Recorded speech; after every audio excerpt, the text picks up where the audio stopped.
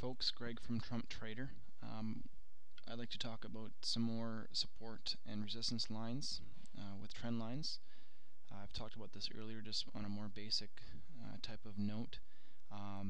Quickly though, I want to talk about a message that I got regarding how I draw my trend lines, and in my opinion, it's just how you perceive the market. I don't think um, drawing them at the close of the candles or the extremes of the candles or anything like that really matters that much. Like, as long as you're within 5, 10, or 15 pips of being accurate, that's all that matters. And the reason being is because there's going to be no perfect system out there. I don't care what anybody promises you.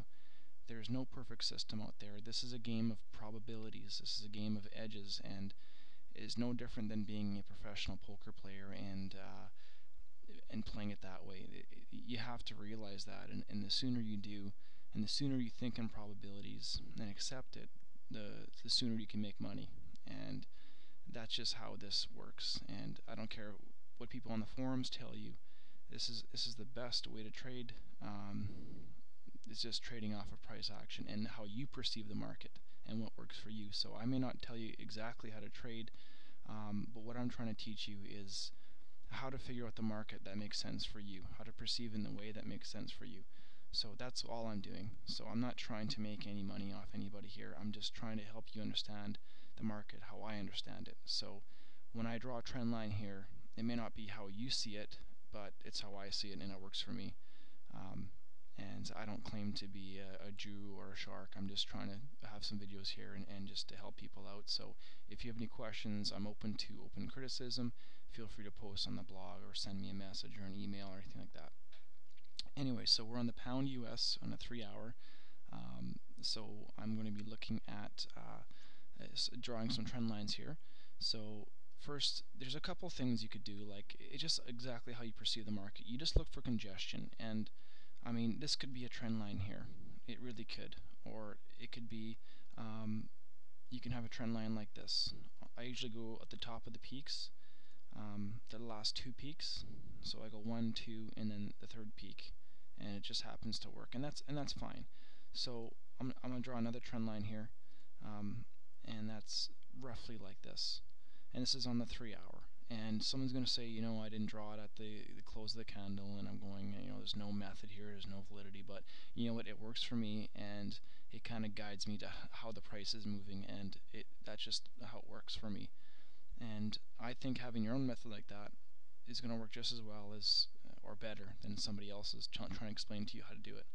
Anyways, we're going to zoom into the 1 hour, and so far it looks like the trend line could be accurate. And that's great. So the point of this exercise is to explain to you how long these actual trend lines can actually go for. There's one here I know that's valid that I've actually traded off of before, and it was roughly this. And how I know this is because look at all the congestion. And in congestion, I mean, look where the price is having problems like getting through. You can see like these are all 3 hours each. 3 hours, 3 hours, 3 hours, right? Liner does 3 hours, it doesn't do 4 hours, unfortunately, but that's fine. You can still tell where the congestion is, and even when it broke out of this, finally, this last long trend line, it had a really heck of a time getting through it. Now it was almost a full day to get through that last trend line.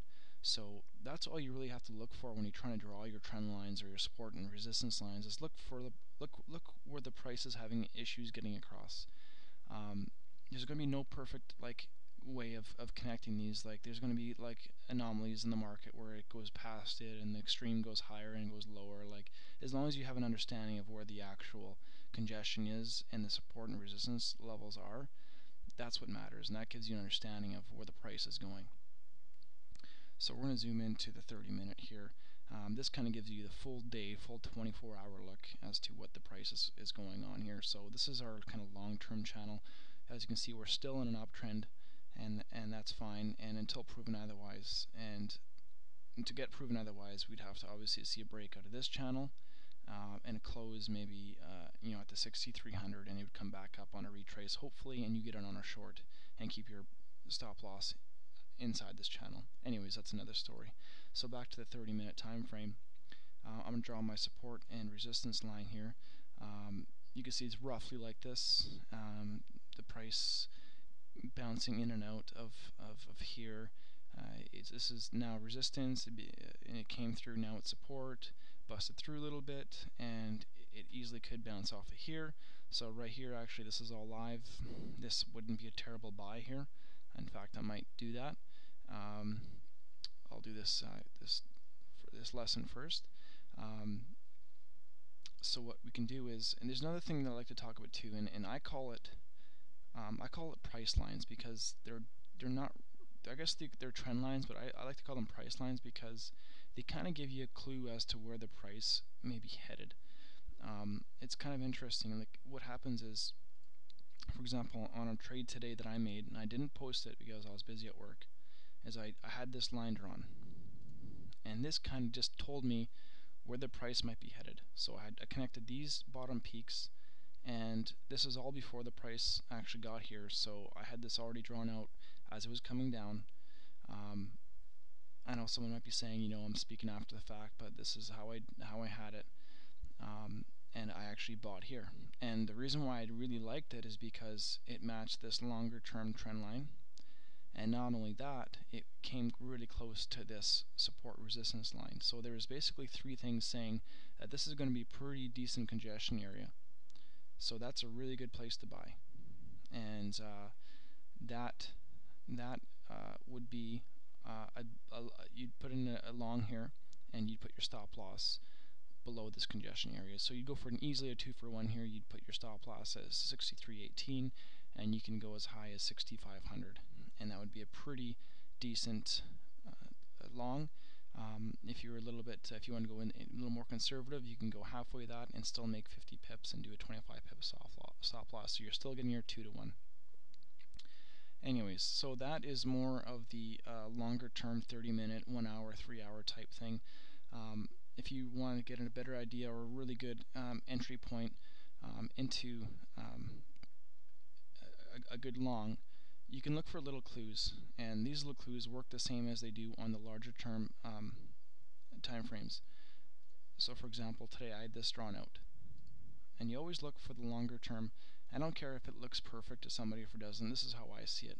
So this is basically a trend line, and this is basically a guide for the price to say where it wants to go. And usually, for the most part, it does actually break out of the channel, no matter if it's a larger term or smaller term. It breaks out of the channel to reach its target price, and this just happened to be the target price, and this is the top of the channel, or it could be a fib, or it could be a resistance line or prior. You don't know when it was, but if you do your research beforehand, this would have been the top of a channel, a 3-hour channel for me or 4-hour channel for me, and so then it comes back in. A way to tell you if it's coming, if it's actually completed its journey, so to speak, is if it breaks out of its previous channel. And you can see here it came through and it broke out through here. So there's several ways to kind of put these clues together. This is one. I like to zoom in to really get a pinpoint accurate entry, and that way, those 5 or 10 pips that I make, that could be going towards a stop loss or take profit. So one thing I always like to stress is that never buy on a peak and never sell on a dip. So you do the opposite. You sell on a peak and you buy on a dip, and that way you maximize your profit and it minimizes your loss. And doing it that way, I think no matter what happens, if the breakout happens, don't be tempted to jump on, because you never really know. Like for example, if you had, like, I'll go to the 15-minute here. Like say for example, you figured that this was a support line, and you did a breakout of a long here, and so say you had a long here. All you're really going to get is 25 pips, and it's going to reverse on you. So even if that was green and you said, okay, like, let's do a long here, it's really not going to work out for you. Like, wait until it actually comes back and retraces, which it did. It actually did bounce off this, whatever the support resistance line, which it was, I guess, in the short term, and it just didn't really like it, and the price was reached, and it came back down to where it had a new target, and that was here. Anyways, those are just some points that I wanted to talk about with you. I'll be talking more about it. This is just going to be a short lesson that I want to reiterate on support and resistance and trend lines. If anybody has any other requests that I could do for them, I'd be happy to do a video for them. Other than that, feel free to visit my blog at trumptrader.com and posting there, or sending me an email at greg@trumptrader.com. I'm happy to hear from you. Even happy to hear some criticism, or if you have any questions.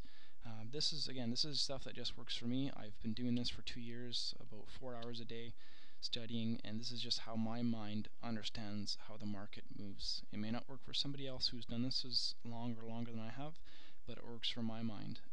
So anybody that's new out there, if they're trying to figure out ways how they can get their mind around how the market moves, this might work for them. So I'm not trying to sell anything. I'm just trying to be helpful.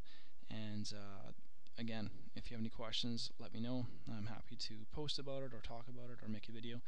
And other than that, take care, and we'll talk to you next time.